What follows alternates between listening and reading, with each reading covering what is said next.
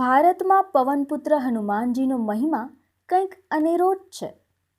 પવનપુત્ર સંકટ મોચન તરીકે ઓળખાતા હનુમાનજીના મંદિરો ભારતભરમાં ફેલાયેલા છે.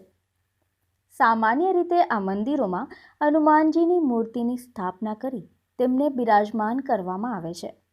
પરંતુ આ તો છે એક એવું મંદિર કે જ્યાં હનુમાનજી સ્વયંભૂ રીતે પ્રગટ થયેલા છે. જી, આપણે વાત કરી રહ્યા છીએ બનાસકાંઠા જિલ્લાના લાખણી તાલુકાના ગેડા ગામમાં આવેલા મંદિરની. ગેડા ગામમાં આવેલા આ મંદિરમાં હનુમાનજીની શિલા સ્વયંભૂ રીતે પ્રગટ થયેલી છે. આ શિલા એટલે કે હનુમાનજીની આ મૂર્તિનો ઇતિહાસ આશરે 750 વર્ષથી પણ વધારે પુરાણો અને ખૂબ જ રસપ્રદ છે. આ મંદિરની દંતકથા કંઈક એવી છે કે વર્ષો પહેલાં ગેડા ગામે કેટલાક ભરવાડો પશુ ચરાવતી વખતે એક ખીજડાના વૃક્ષ નીચે આરામ કરી રહ્યા હતા. ત્યારે ખીજડાના વૃક્ષ નીચે તેમને એક શિલા દેખાઈ. આ વાતની જાણ ધીરે ધીરે આખા ગામને થઈ અને કેટલાક શ્રદ્ધાળુઓ આ શિલાને હનુમાનજીની મૂર્તિનો અવતાર ગણી પૂજા કરવા લાગ્યા. તો બીજા કેટલાક લોકોને આ વાત પર શંકા ગઈ અને પથ્થરની ચકાસણી કરવા ત્યાં ખોદકામ કરી આખી શિલાને બહાર કાઢવાનો પ્રયત્ન કરવામાં આવ્યો. પરંતુ આ શિલાનો તો અંત જ ન આવ્યો અને આજે હનુમાનજી ત્યાં શિલા સ્વરૂપે બિરાજમાન થયા છે. જે બનાસકાંઠાના લાખણી તાલુકાનું જે ગેડા ગામ આવેલું છે, લાખણીથી લગભગ 5-7 કિલોમીટર રોડ ઉપર છે. તે ગેડા ગામમાં પ્રાચીન હનુમાનજીનું મંદિર છે. આમાં મંદિર નથી પણ મૂર્તિ જ છે.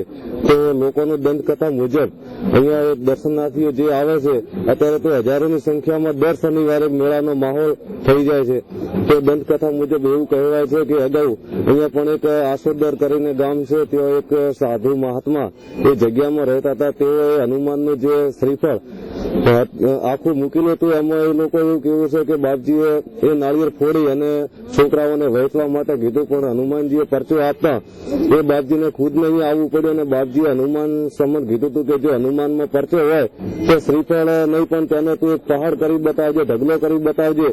તો અત્યારે એ હનુમાનજી પણ ખરેખર ચમત્કારિક છે અહીંયા. અને અત્યારે તો ઘણો મોટો ઢગલોની પણ પહાડ એમ કે હજારોની સંખ્યામાં જે ટ્રેક્ટરની ટોલીઓ ભરી હોય તો પણ અહીંયા શ્રીફળની ભરાય એમ છે.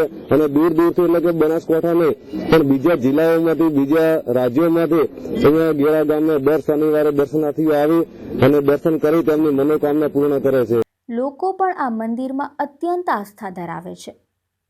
આ મંદિરની બીજી ખાસિયત એ છે કે લોકો અહીં પોતાની મનોકામના પૂર્ણ કરવા જે શ્રીફળ ચડાવે છે તે આજે શ્રીફળના પહાડમાં ફેરવાઈ ગયેલી જોવા મળે છે.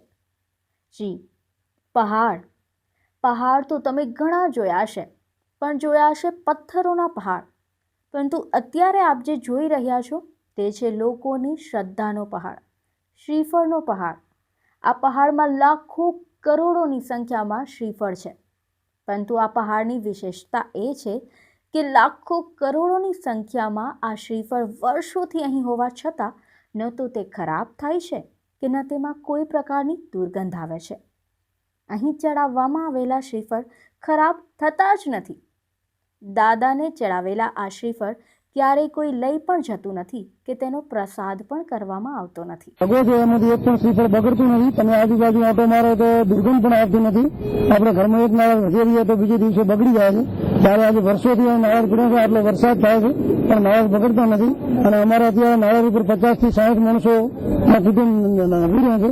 અને દર શનિવારે દરેક વેપારીને સારામાં સારો ધંધો થાય છે દાદાના પ્રતાપથી. અને પબ્લિક પણ ખૂબ આવે છે અને મહિમા પણ અપરંપાર છે. ગામમાં કોઈ નવું વાહન ખરીદે કે કોઈના ઘરે ખાસ પ્રસંગ હોય કે પછી થયા હોય કોઈના લગ્ન, દરેક ખુશીના પ્રસંગે આ ગેડા હનુમાનજીને શ્રીફળ ચડાવવું ફરજિયાત છે.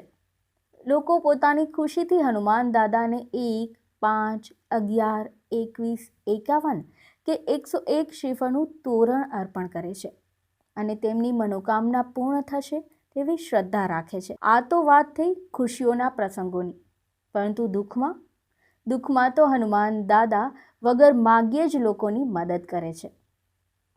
આ મંદિરની આજુબાજુના શ્રીફળના વેપારીઓ 3 થી 4 ગાડી ભરાય તેટલા શ્રીફળ રોજ વેચી પોતાની રોજીરોટી પણ મેળવે છે. હનુમાન ગેલાજી મંદિરનું નિયમ જો શરીફલનો ઢગલો છે એમ જો ઢગલો જો કે જેમ જો ફેંકે એમ જો માણસો જો એમ જો મૂકે એમ જો એમની મનોકામના પૂર્ણ કરે જો અને ગેળા જો હનુમાનજી જો વર્ષો જૂનું જો નિયમ જો મંદિર છે જો મંદિર બનાવેલો નથી પણ છતાં જો સૂતો જો ખેજરાનું ઝાડ છે એના ઝાડના નેસે જો આજે આવીને જો જે માણસોની જે ઈચ્છા જો મનોકામના એમ જો પૂર્ણ કરે જો. ગેળા ગામના આ મંદિરે દૂર દૂરથી શ્રદ્ધાળુઓ પગપાળા યાત્રા કરી દર્શન કરવા આવે છે. દર મંગળવારે અને શનિવારે અંદાજે 10,000 થી 15,000 શ્રદ્ધાળુઓ દાદાના દર્શન કરી ધન્યતા અનુભવે છે. ઉપરાંત આ સ્થાનકે આસો સુદ આઠમ અને શ્રાવણ મહિનાની અમાસના દિવસે હવન કરવામાં આવે છે. તો દિવાસાના દિવસે આખું ગામ એકઠું થઈને દાદાને ચૂરમાનો પ્રસાદ ધરાવે છે. હનુમાન જયંતીના દિવસે તો અહીં મેળો ભરાય છે અને અનેક ભાવિકો, અનેક શ્રદ્ધાળુઓ હનુમાનજીના દર્શન કરી ધન્યતા અનુભવે છે.